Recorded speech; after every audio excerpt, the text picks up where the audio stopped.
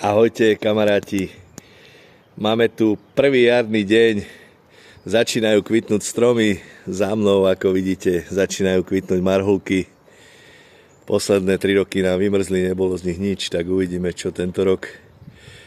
V súvislosti s tým, že začína jar, že sa začína prebudzať príroda k životu, tak mám jedno také prianie, čo si želám a v podstate všetci k tomu môžeme tak trošku prispieť.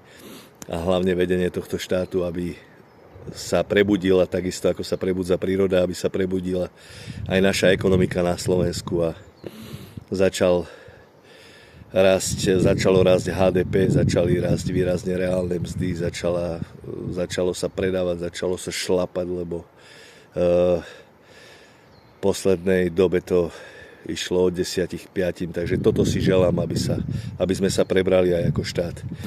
A ak sa to nepodarí v najbližších mesiacoch, tak najneskôr snáď po najbližších voľbách parlamentných. Užite si tento deň, užite si toto nádherné ročné obdobie. Prajem vám všetkým pekný deň a pekný víkend. Čaute.